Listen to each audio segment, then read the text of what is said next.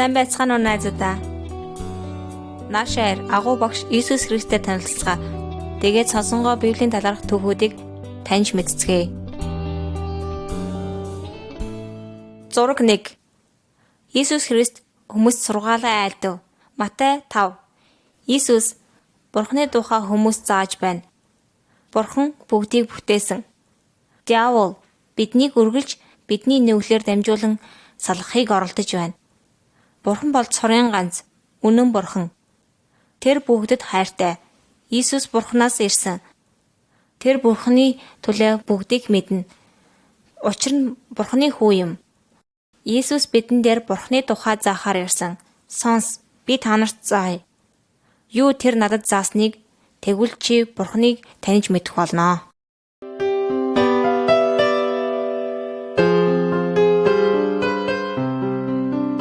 Зураг 2. Хоёр байшин. Матай 7:24-27. Иесус хоёр эмэгтэйн талаарх түүхийг бидэнд хэлсэн бэлээ. Нэг эр өөрийн гэрээ хадан дээр барив. Энэ бол маш буруу байрлал байлаа.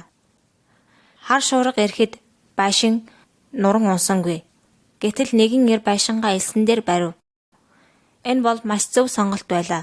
Гэтэл салхин шуурга ирж байшинг нүдэхэд байшин нуран унав. Бид өөрийн амьдралаа баттай суурин дээр барих ёстой. Тэр эр өөрийн гэрээ хадан дээр барьсан нь маш зөв сонголт байсан юм.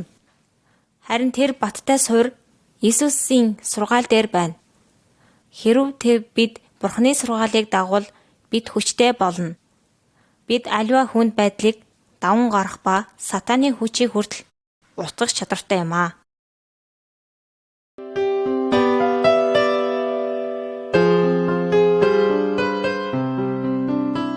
Зураг 3. Харагдах гэрэл. Матай 5:14-16. Ханхууд гэрлэр юу хийх вэ? Нэгэн эр энэ зурган дээр гараараа гэрлийг өндөрт өргөн хүмүүсийг гэрэлтүүлж байна. Гэтэл нөгөө эр амиа хичээгчим. Тэр өөрийн гэрлийг уутан дотор хийж нууж байна. Иесус бол ертөнцийн гэрэл мөн. Тэр хүмүүст замыг нь гэрэлтүүлж байна. Бид Бурханы үгийг дагвал Бурханы гэрэл бидэн дээр ирнэ. Иесус хэлэхдээ аливаа чиний өмнө гэрэлтэгч чиний гэрэл би юм. Хэрв Бурханыг магтвал сайн сайхан зүйлсийг үзэх болно. Бид Бурханы гэрлийг нуух ёсгүй юм аа.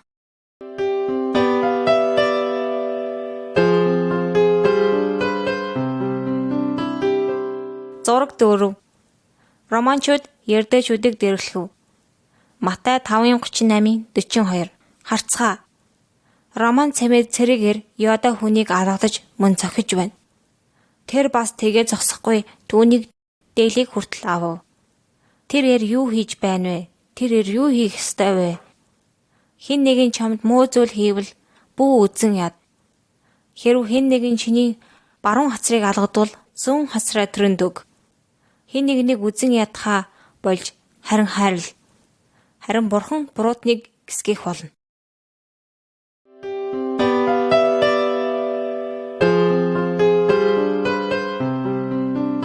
Зураг 5. Бурханд залбирая. Матай 6:5-15. Энэ зурагт хоёр эр Бурханд залбирч байна. Бурхантай ярилцаж байна. Нэг нь гудамжинд зогсож, нөгөө нь уртаар ахин дахин залбирч байна. Нэг эр Бурханыг харахыг хүсжээ. Бурхан энэ төрлийн залбиралтанд хариу өгөхгүй. Чи залбирахдаа өрөөрөөгөө яв. Хаалгаа хаа. Тэгээд Бурханд залбир. Бурхан бидэнд юу хэрэгтэй байгааг мэднэ. Бидэнд түүнд олон дахин хэлэх хэрэггүй. Бид Бурханы магтан бусдын төлөөч гэсэн залбирах хэрэгтэй. Урд өмнө буруу зүйл хийснийгээ намжлах ёстой. Мөн сатанаас хамгаалж өгөхийг түүнээс гуй.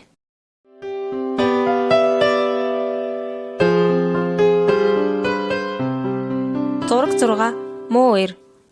Матай 13:24, 24:30, 36:43. Нэгэн хорон сарана тэр шөнөөр ирж буудаан дунд зэрлэг өөс тарьчгаад явчихв. Төрөө зухойж үр тариа боловсроход зэрлэг өөсч бэлэн болов. Тэгэд боолууд эзнээсээ одоо яах вэ эзэн? Буудаа тарьсан боловч буудаатай хамт маш олон зэрлэг өвс ургацчихсан байна гэхэд та нар зэрлэг өвс зулгаах гээд буудаг хамттан зулгаачихвээ. Тийм учраас буудай болон зэрлэг өвс бэлэн болох хүртэл хүлээ. Ургац хураад л хамтдаа ургаж байг гэв. Тэгээд ургац ургаад дуусаад хүмүүс зэрлэг өвсийг түүж шатаажээ. Харин буудан гурилыг цуглуулж амбарт хийв. Найзуудаа, Сатан дэлхий дээр хүмүүсийг хорлохыг хүсдэг. Гэвч Иесус дэлхий дээр ирэхэд тэр сайн муу хүмүүсийг салгах болно. Түүнийг үнэнчээр дагаж байсан хүмүүсийг ивэлдэ авч муу хүмүүсийг том руу Сатантай хамт илгээх болно. Тийм учраас та бүхэн Иесус Христийг ирэхэд бэлэн байх ёстой юм.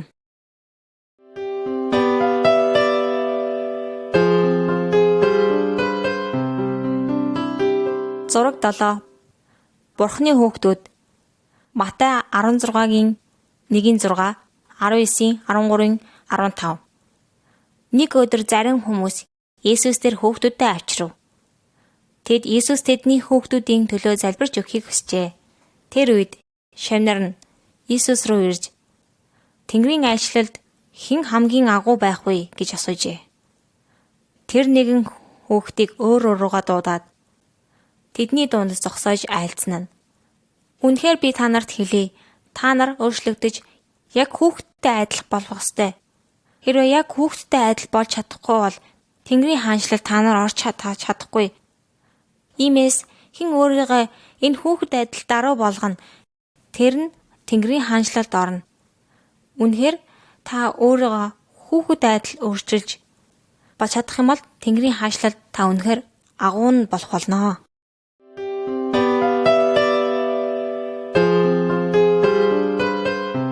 Зураг 8. Хонин сүрэг. Матай 18-ийн 12-ийн 14. Иесус түүхийн талаарх ярьж байна. Нэг ер 100 хоньтой байжээ. Тэднээсээ нэгийг алджээ. Тэгвэл 99 хонио орхиод алдсан нэгнийхээ хайхаар явжээ. Алдсан хонио олоход тэр үнэхээр баярлжээ. Өөрөөр хэлбэл үүний айдлаар Бурхан хэн нэгнийг ч Бурханаас холдон явахыг хүсдэггүй байна. Яагаад гэвэл тэд Сатаныг дагах болно. Иесус Бурханаас холдсон нэгнийг ч буцан ирэхэд нь ивээх болно. Үнэхээр та бүхэн энэ ганц хоны адил тэр таныг олсондоо маш их баяртай байна. Тийм учраас түүнийг үргэлжлүүлэн дагаж түүнтэй хамт байхыг хичээгээрэй.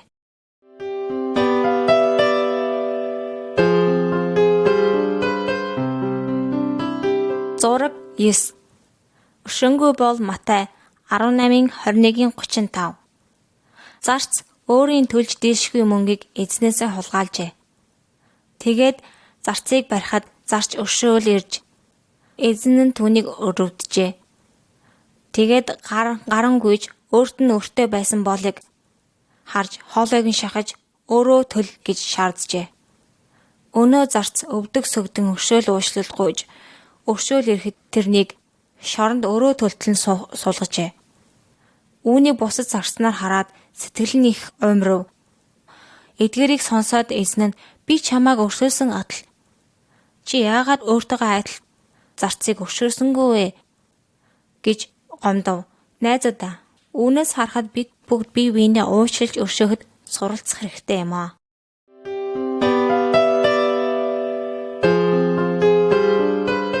Зураг 10. Ажилчид цалингаа авлаа. Матай 21-ийн 16. Ажилчид хөөсөө авлаа. Нэгэн эр усан үзмийн талбайтай ажиллах хүмүүсийг хайн өглөө эрт зах дээр байсан хүмүүсийг олж өдрийн 1 динараар цалинзуулахаар болж усан үзмийн талбай руу илгээлээ. Тэгээд өглөө олсон хүмүүсээ илгээж өдөр хавцаа дахин нэг хэдэн хүмүүсийг олж усан үзмийн талбай руу илгээв. Мөн орой тийшээ дахин хэдэн хүмүүсийг олж усан үзмийн талбай руу илгээв. Бүгд ажилласан бүх хүмүүс орой цуглацгааж цалингаа авахар болоод хүмүүс нэг динар хүртцгээв. Өглөө эрт усан үзмийн талбай руу явсан хүмүүс хорсож яагаад би өглөө эрт усан үзмийн талбайгаа ажилласан мөртлөө яагаад 1 динар хүртэг гэж гомдлоо. Гэтэл Есүс анханасаа чи 1 динараар ажиллахаар тохиролцсон. Би чамд 1 динар өгсөнтэй адил би бусад хүмүүст 1 динар өгөхийг хүсэж байна гэж гэв. Өөрөөр хэлбэл Есүс Христийн нүдэнд бүхэн адилтыг эрэхтэй бөгөөд тэр бүх хүмүүст 1 динар өгөхийг хүсэж байна.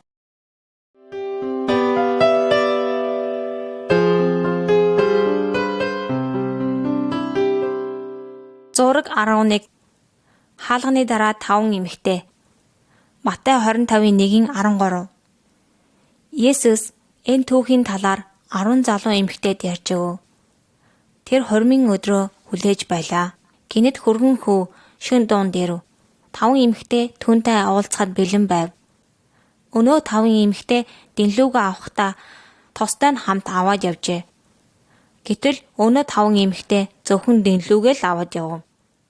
Гэтэл хөргөн хүү оройтож 5 эмэгтэй дэллүү бөхөж дуусав. Өнөө 5-аасаа "Гуй, тосноосоо өгөөч" гэж гуйхад тос захтаар зардаг тул захаас явж худалдаж ав гэв. Тэгээд тэд тос худалдаж авахар зах руу явхаар гартал хаалга хаагдаж тэд гаднаа үлдэв. Тэр зур хөргөн хүү ирэв. Тэд уйлдалдаж "Алив бид оръё" гэхэд хөргөн хүү тэднийг таньсангүй. Үүнээс харахад бид Есүс Христийг ирэхэд бэлэн байх ёстой юм. Тэр хизээ нэгэн цагт ирэхэд бид бэлэн байх ёстой бөгөөд түүнд өөрийгөө бэлдсэн хүн л түүний ханшлалд багтах чаднаа.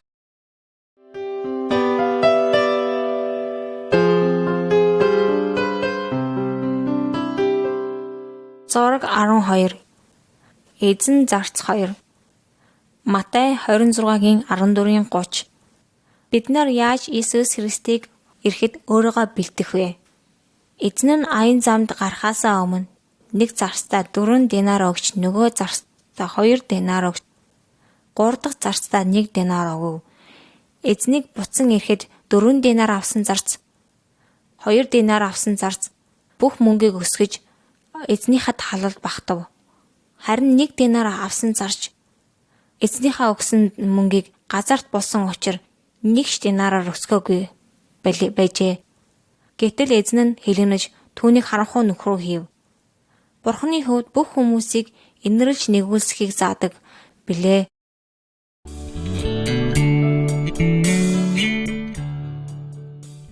Зураг 13. Есүс баптист хүртэв. Марк 1:4-11. Олон жилийн өмнө Израилийн нутагт нэгэн эрэг Йохан гэдэг байв. Тэр хүмүүсийг Бурхны хүмүүст таних мэдгэдэнд тусалж явдаг байв. Йохан хүмүүст баптист усаар хүртээжээ. Үүний учир нь Бурхан хүмүүсийг нүглээ өгшөөж гэдэгт итгэдэг байжээ. Йохан хэлэхдээ "Миний дараа нэгэн хүчтхэн ирэх болно. Тэр та нарыг ариун сүнсээр баптист хүртээнэ" гэв. Тэгээд Есүс Йохан руу ирж "Би хизээч нүгэл үлдээгүйг. Би баптист хүртэхийг хүслээ" гэв. Тэгээд Есүс усан дотор зогсоход ёр бусын гайхамшиг болж Иесусийн дээр ариун сүнс тагтаа болон хуурч Бурхан Тэнгэрээс "Чи бол миний хүү" гэж дуулдав. "Би чамайг ивээсэн" гэв. Тэрнээс хойш Иесус маш олон гайхамшигыг энэ дэлхий дээр бүтээсэн бөгөөд хүмүүс ч маш олон гайхамшигтай зүйлүүдийг харсан бөлгөө.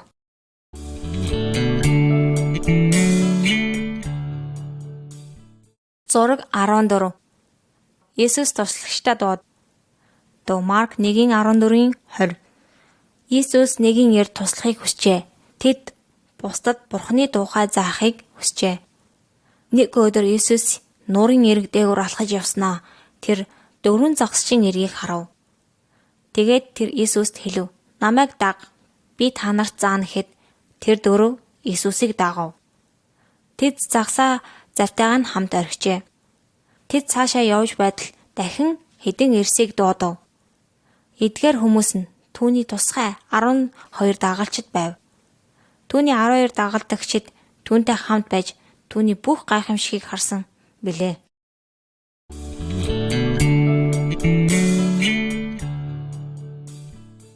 Зураг 15. Уйман өвчтэй нэгэн эр. Марк 1:40 40:25. Нэгэн ир уйман өвчтэй ир Иесус дээр ирв. Тэр өвдөг сохрон "Хэрв та хүсвэл намайг цэвэр болгож чадна шүү дээ" гэж гуйсанд тэр өрөвдөж утраа сунган төлд хөрж "Би хүсэж байна. Цэвэрш" гэсэнд тэр нин даруй уйман өвчнөн зайлж тэр цэвэршжээ. Тэр ихэд баярлаж үдсэн харсан бүхнээ хүмүүст зарлаж хүмүүст хэлж хүмүүс тэрийг сонсоод Иесус дээр бүгдээрийг эрсцгээжээ. Найзуудаа, нүгэл бол уйман өвчин шиг юм. Бурхан нүглээс салгаж чадна. Хэрв чи Бурхан дээр ирвэл Бурхан чамайг нүглээс салгаж чадах бөлгөө.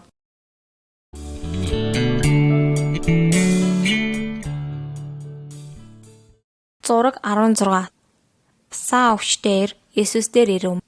Марк 2:1-12. Хэд хоногийн дараа Иесус Капернаум хотод буцаж ирсэн түүний гэртээ байгаа нь дуулжээ. Олон хүмүүс сугларснаас үүд хаваар нь хүртэл зайгүй болов. 4 хүн нэг саатай өвчнийг түүн рүү авчирв. Хүмүүс түүнд хүрч чадахгүй учраас дээврийг нь хуулж 4 хүн дээрээс нь дэвсгэртэй нь хамт доошилж буулгав. Иесус өвчтөнд хэлв: "Хүү минь, нүглүүд чинь уушлагдсан" гэв. Тэгээд бос дэвсгэрээ аваад гэртээ хариг гэтэл мөнөө хүн босож тэр даруй дэвсгэрээ аваад бүгдийн өмнөр явв. Хүмүүс бүгд мэл гайхаж үүнтэй адил зүйл бид хэзэж үзсэнгүй гэж Бурханыг алдаршуулжээ.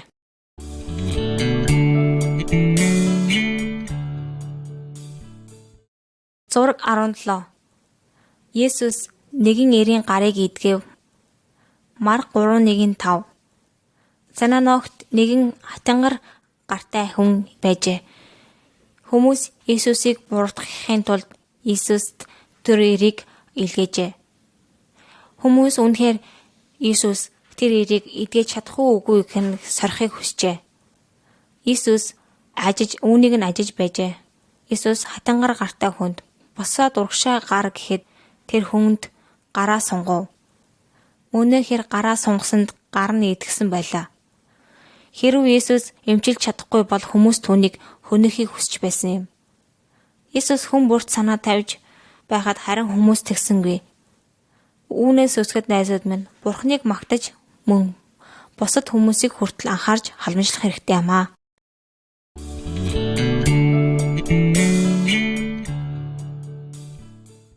Зураг 18.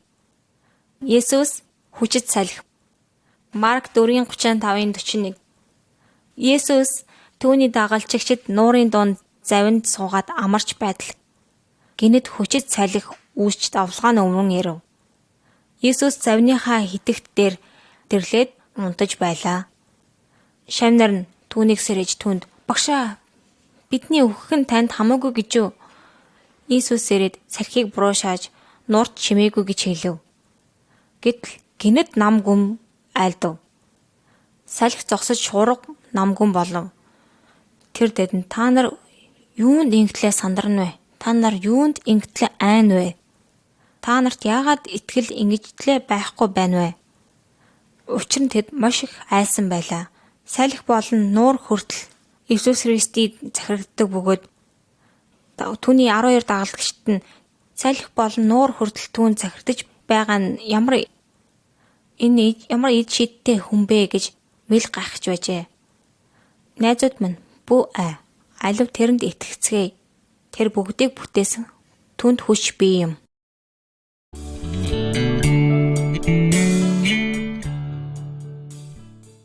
Зураг 19. Нэгэн эмэгтэй Марк 5:20-50-34. 12 жилийн өмнө цус алддаг өвчтэй байсан нэгэн эмэгтэй байв. Тэр эмэгтэй олон жилийн турш эмчийн гар дамжиж маш олон зүйлийг туршиж үзсэн боловч үнэн нь ямар ч амжилт олсонгүй. Харин ч түүний буй улам мууджээ. Иесусийн талаар сонсож хүмүүсийн дундуур явсаар түүний ард очиж гадуур хуудсанд нь хүрв.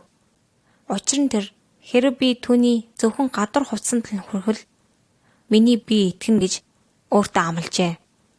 Тэр даруй түүний цус гоожих нь зогсож өвчнөөс салснаа биеэрээ мэдрэв. Иесус тэр даруй өөрөөс нь хүч гарсныг мэдээд гайхаж эргэн тойрноо хардал өнөө бүсгүй сандарч Иесус Христэд үннээ хэлжээ. Иесус итгэлчин чамайг эдгэлээ. Амар тайван явж зовлонгоосоо ангижрах тун гэв. Дэлхийн ертөнцийн даяар Иесусийн юу хийснийг гайхан шагшиж байлаа.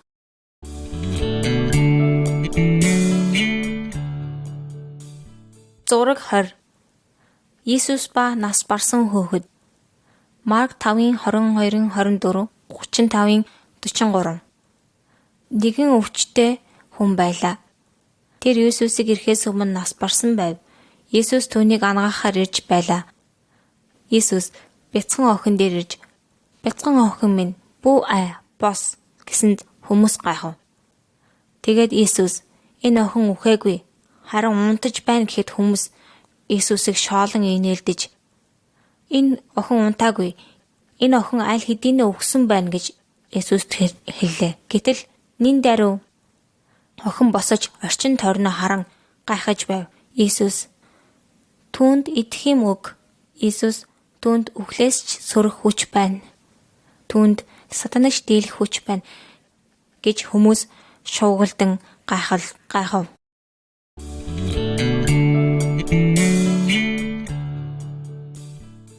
Зураг 21. Иесус ба хар эмэгтэй. Марк 7:24-30. Нэг өдөр нэгэн хар эмэгтэй Иесус руу ирэв. Учир нь түүний бяцхан охинд бозор муу сүн шүглсэн байлаа. Охины ээж тэр даруй ирж Иесусийн хөлд унав. Тэр эмэгтэй Серафиник гаралтай грек хүн байсан бөгөөд охиноос нь чөтгөрийн хөөг зайлуулахыг Иесусээс гуйж уйлав. Иесус түүнд эхлээд хүүхдийг нь цатга. Учир нь хүүхдийн талхыг авч ногтод хаях нь зохисгүй гэхэд харин тэр эмэгтэй түүнд "Тийм ээ эзэн" гэвч ширээн доор байгаа ноход хүртэл хүүхдийн хайсан өрөмгийг иддэг шүү дээ гэж хариулв. Иесус түүнд ингэж хэлсэн тул чи яв. Охиноос чинь чөтгөр зайлсан гэлээ. Гэртээ очоод тэр хүүхдээ орон дээр хэвдэж байхыг мөн чөтгөр зайлуулагдсан байхыг үзлээ. Иесус хүн бүрийг хаанаас ирсэн? Хэн байх нь хамаарахгүйгээр бүгдийг хайрлан инэрдэг байна.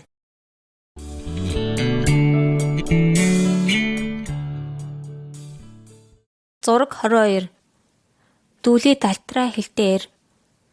Марк 7:31-37. Хүмүүс Иесус рүү дүүлий далтраа хэлтээ хүнийг авчирч түүний дээр мутраа тавиач гэж Иесусээс гуйжээ. Иесус тэр хүнийг хурсан олноос зайдуу ганцаарнг нь аваачаад хурууга чихэнд нь хийж нулимаад хэлэнд нь хөрөв. Иесус тэнгэр өөд ширтэн гүн санаа алдаад түүнд нээгдгийж тушаасанд өнөө хүн чихэн онгойж хэлний сохог нь арилж зөв ярих болов. Хүмүүс улам бүр Иесусийн тухай ярих болж тэр бүгдийг сайнаар үлдсэн. Тэр дүүлийг сонсголтой болгож хэлгүүг ярьдаг болголоо хэмээн ярилцаж үнэхүү гайхаж байв.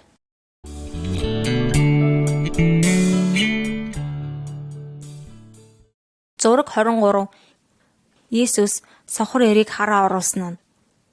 Марк 8:22-26.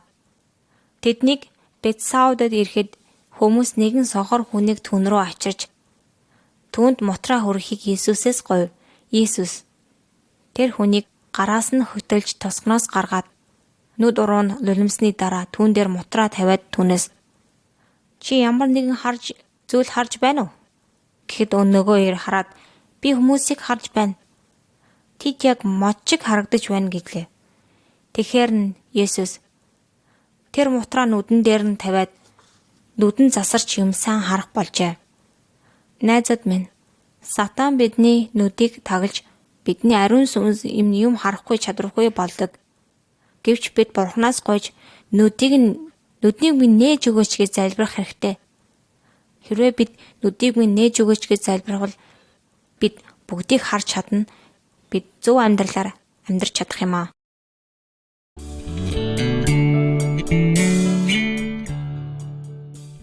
Зураг 24. Сүнс шиглсэн хүүг Есүс эдгэв. Марк 9:14-27. Багшаа, би сүнс шүглсэн хүүгээ тань руу авчирсан юм. Тэр сүнс хүүг минь хэлгүй болгосон. Хүүг минь тэр эзэмдэх болгондоо газар руу шидэж, хүүгийн минь амнаас хөөс ахарч, шүдэ хавирж би нь хөшдөг. Түүнийг наашаа авчир гэж Есүс тушаав. Тэгээд Есүс муу сүгсэнд түүний хүүг бяцхан хүүгийн биенээс нь гарахыг тушаав. Муу сүнс орилолтон хүүгийн биенээс гаран одов. Хүүгийн биенээс гаран одохынхаа өмнө муу сүнс хүүг чичрүүлэн доош нь шидэж байснаа хүүгийн сүнснээс биенээс гаран явв. Хүүгийн биенээс гаран явснаас хойш муу сүнс хизээч хүүгийн биенд эргэж орсонгүй. Есүс бол үнэхээр Бурхны хүү, цорын ганц үнэн Бурхан. Мөн юм. Гагцхүү Есүс сатаныг дийлж чадах бөгөөд үхлээс дахин амилж олон гайхамшгуудыг үзүүлж чадсан юм. Зөвхөн Есүс сатаныг дийлж чадна. Муу сүнс хүртэл түүнийг даах ёстой. Едүчдийн толгойлогчид Есүсийг хөнөөсөн юм.